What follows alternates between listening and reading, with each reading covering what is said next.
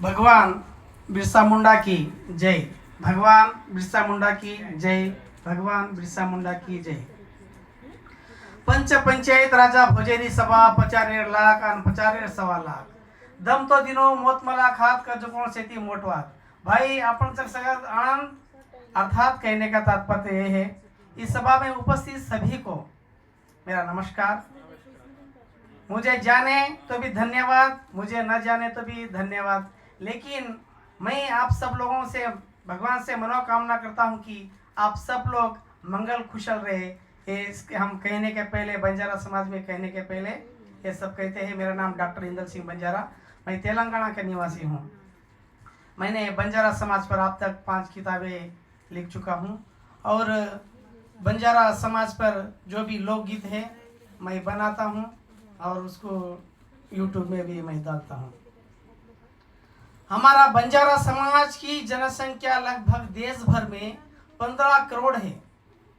बंजारा की जनसंख्या भारत देश में लगभग 15 करोड़ है, लेकिन हर राज्य में इनको अलग अलग नामों से जाना जाता है।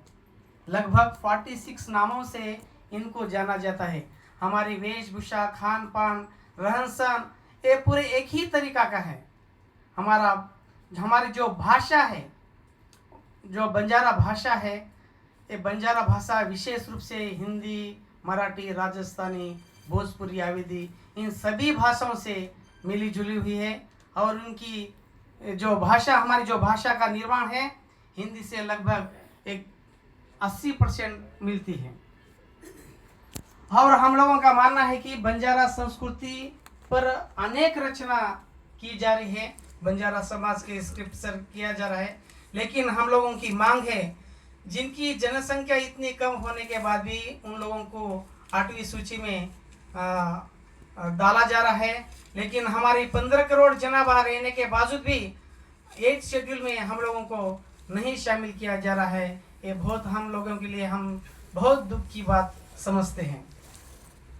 अब बंजारा लोक कथा है, यानी कि जब बंजारा हमारे जो पूर्वज थे उनको रीति रिवाज सिखाने के लिए कथा के माध्यम से उनको रीति रिवाज सिखाया करते थे।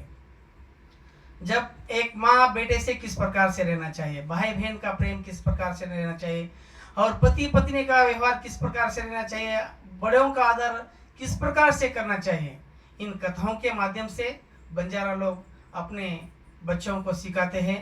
आज भी ये कथा थोड़े खेड़ा गांव में आज भी ये कथा चलती है।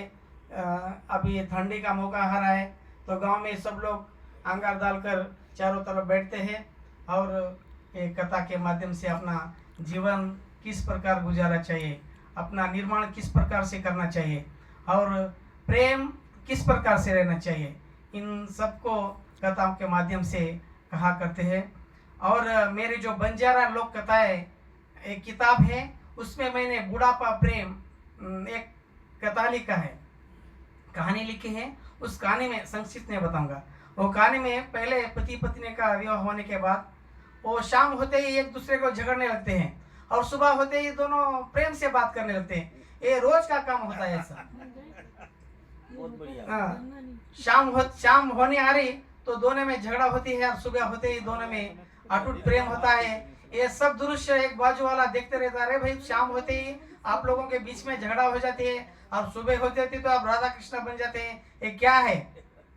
फिर उसने कहा, अगर मेरी गलती है तो मैं रात भर उसको बनाऊंगा और उससे प्रेम करूंगा, और उसकी गलती रहेगी तो रात भर मजे मनाएगी और मुझे प्रेम से खिलाएगी। इसके लिए और जब जवानी में, अब हम सब लोग जवान होके बूढ़े होने का रहे हैं, ये बात हम कह सकते हैं, तो जब जवानी में पति पत्नी पर एक दूसरे पर हम अधिकार चलाते हैं, लेकिन जैसे जैसे बुढ़ापा का रूप हमारा होता है, 2 तन एक मन की तरह हमारा व्यवहार होता है। ऐसे कहानियों के माध्यम से बंजारा समाज अपने बच्चों को जागरूक करते हैं कि प्रेम सबसे बड़ी चीज है। अपना हो या पराया, सबको प्रेम से आप देखेंगे तो आपके जीवन में प्रेम अटूट रूप से मिलेगा। और कहने का तात्पर्य है, बंजारा समाज आज विश्व भर में उन्नत रूप से निखारा जा रहा है। लेकिन इनकी भाषाओं को अभी तक कोई पहचान नहीं मिली है।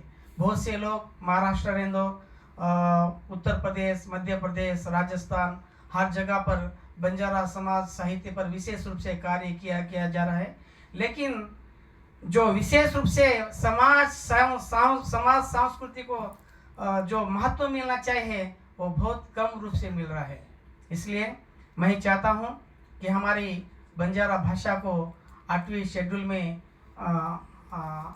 प्रवेश के लिए अमानत दे, और हमें ये मौका मिला है उसके लिए हम बहुत बहुत धन्यवाद करते हैं। जय हिंद, जय भारत, जय आदिवासी। जय आदिवासी।